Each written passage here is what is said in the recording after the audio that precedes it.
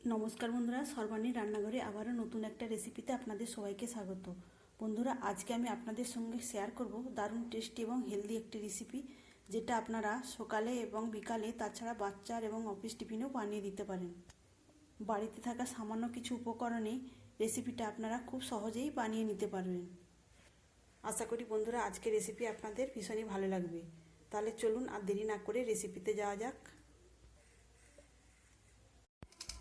পুর তৈরি করার জন্য প্রথমে এই একটা আলু আর একটা ডিমকে সেদ্ধ করে নেব।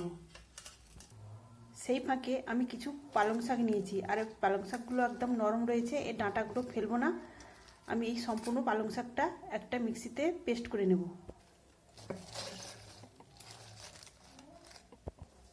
সম্পূর্ণ পালং শাকটা দিয়ে দিয়েছি। এখন এর মধ্যে দেব দুটো কাঁচা লঙ্কা আর দেব সামান্য আদা। এখন সামান্য দিয়ে দিলাম জল। এখন এটাকে একটা মিহি পেস্ট বানিয়ে আনবো। এখানে দেখুন বন্ধুরা, পালংয়ের একটা মিহি পেস্ট বানিয়ে নিয়েছি। এখন এই পেস্টটা ফুটিয়ে নিতে হবে। পালংয়ের পেস্ট একটা বাটিতে ঢেলে দিয়েছি, আর মিক্সিতে ধোয়ার জন্য খানিকটা জল দিয়েছি, এটাও আমি এর মধ্যে দিয়ে দিলাম। এখন এটাকে ফুটিয়ে নিতে হবে। কালারটা ঠিক রাখার জন্য দিয়ে দিলাম সামান্য বেকিং সোডা।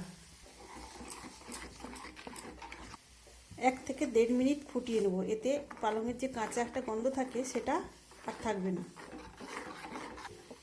আর দেখুন বন্ধুরা, বেকিং সোডা দেওয়ার ফলে এখানে কালারটাও একদম ঠিকঠাক রয়েছে।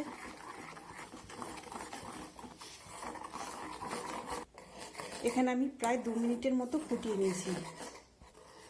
এখন এটাকে নামিয়ে ঠান্ডা করে নেব।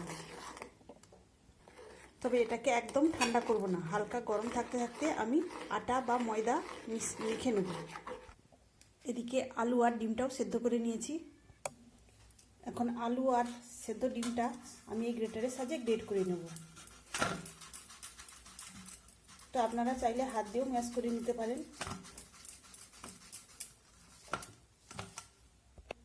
আলুটাকে গ্রেট করে নিয়েছি, এখন আমি এই সেদ্ধ ডিমটাকেও এইভাবে গ্রেট করে নেব।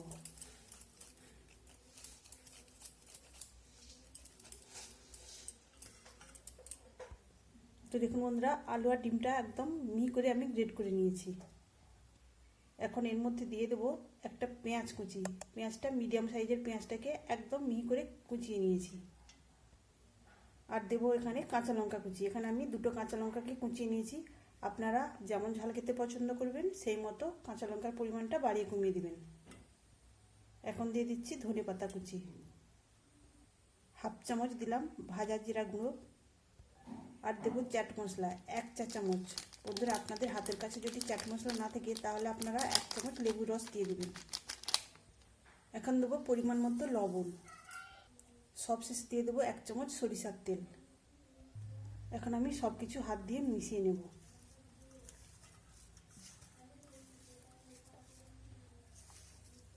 তো বন্ধুরা, দেখতেই পাচ্ছেন এখানে একটা সেদ্ধ ডিম আর একটা সেদ্ধ আলু দিয়ে কত সুন্দর পুর বানানো হয়ে গেল।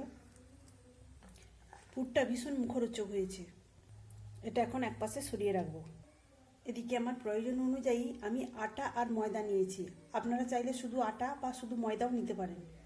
এখন এর মধ্যে দিয়ে দিলাম পরিমাণ মতো লবণ, 1 চামচ রিফাইন তেল।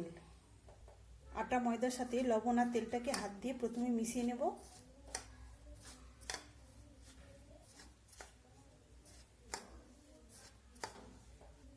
মিশিয়ে নেওয়ার পর এবার পালংয়ের পেস্ট দিয়ে মেখে নেব।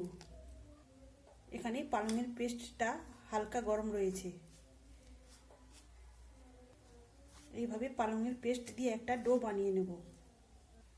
যেসব বাচ্চারা পালং খেতে চায় না তাদেরকে এইভাবে পালংয়ের পেস্ট বানিয়ে টিফিনটা বানিয়ে দেবেন, দেখবেন ওরা খুব মজা করে খেয়ে নেবে। রুটি বা পরোটা তৈরির জন্য যেইভাবে আমরা আটা ময়দা মেখে থাকি, ঠিক সেইভাবে আমি এই ডোটা বানিয়ে নিয়েছি। এই ডোটা রেস্টে রাখার প্রয়োজন নেই। এখন আমি ছোট ছোট লেচি কেটে নেব। বন্ধুরা, আপনারা এইভাবে টিফিনটা সকালে জল খাবারে কিংবা বাচ্চাদের স্কুলের টিফিনের জন্য বানিয়ে দিতে পারেন। এখানে আমি বেশ কয়েকটা লেচি কেটে নিয়েছি। এখন এই লেচিগুলোকে আমি গোল করে নেব। সবকটা লেচি গোল করে নিয়েছি। এবার এগুলোকে রুটির মতো করে বেলে নেব। একটা লেচি নিয়েছি, সামান্য তেল লাগিয়ে দিয়েছি। আপনারা চাইলে ময়দা বা আটা দিয়েও বেলে নিতে পারেন। আর এই রুটিটা খুব বেশি পুরু বা খুব বেশি পাতলা হবে না, মিডিয়াম একটা রুটি বেলে নেব। তো দেখুন এইভাবে একটা রুটি বেলে নিয়েছি। আমি সব রুটিগুলোই আগে বেলে নেব।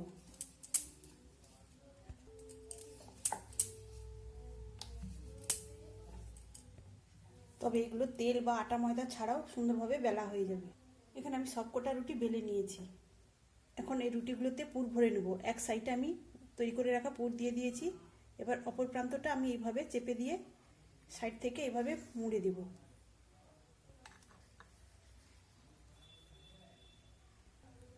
এখন একটা কাঁটা চামচের সাইজে সাইড থেকে এইভাবে চেপে চেপে দেবো, তাহলে কিন্তু আর পুরটা বেরিয়ে আসবে না।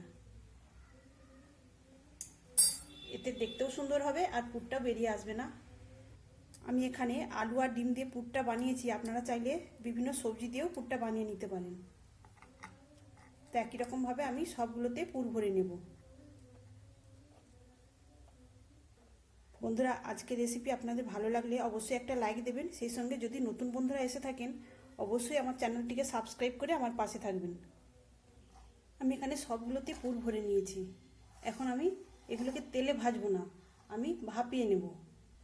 আপনারা চাইলে ডুবো তেলেও ভেজে নিতে পারেন। ভাপিয়ে নেওয়ার জন্য এখানে একটা পাত্রে আমি জল বসিয়ে দিয়েছি আর নিয়েছি একটা ছিদ্রযুক্ত থালা। আমি এর মধ্যে তেল ব্রাশ করে নিয়েছি। এখন পুর ভরা নাস্তাগুলো আমি এই থালার মধ্যে দিয়ে দেব। একসঙ্গে সবকটা নাস্তা দেওয়া গেল না, আমি যতগুলো ধরেছে ততগুলো দিয়েছি। এবারে পাত্রটা আমি গরম জলের মধ্যে বসিয়ে দিলাম। ঢেকে দিয়ে 7 থেকে 8 মিনিট মতো আমি ভাপিয়ে নেব। এখানে নাস্তাগুলো আমি 8 মিনিট ভাপিয়ে নিয়েছি। আর দেখুন কালারটাও চেঞ্জ হয়ে গেছে আর দেখতেও কতটা সুন্দর লাগছে। এখন আমি এগুলোকে নামিয়ে নেব। এগুলো নামিয়ে নিয়েছি, বাকিগুলো ভাপিয়ে নেব। এগুলো এই অবস্থাতেও খাওয়া যাবে। আমি আরও টেস্ট বাড়ানোর জন্য এগুলোকে ভেজে নেব। ভাজার জন্য একটা ফ্রাইং প্যান বসিয়ে দিয়েছি। ভাজার জন্য আমি এখানে বাটার দিয়েছি। আপনারা চাইলে রিফাইন তেল দিয়েও ভেজে নিতে পারেন।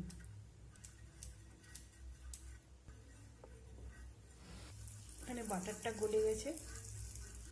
এখন এই নাস্তাগুলো দিয়ে আমি এপিট ওপিট ভেজে নেব।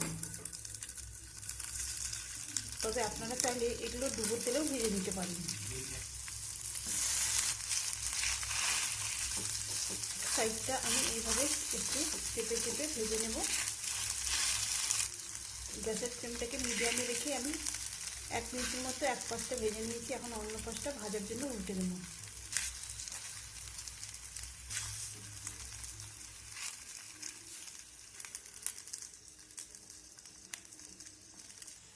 অপর পাশটাতেও আমি একটু চেপে চেপে এইভাবে ভেজে নেব। আমি 2 সাইডটাই উল্টে পাল্টে ভেজে নিয়েছি, আর খুব বেশি ভাজার প্রয়োজন নেই।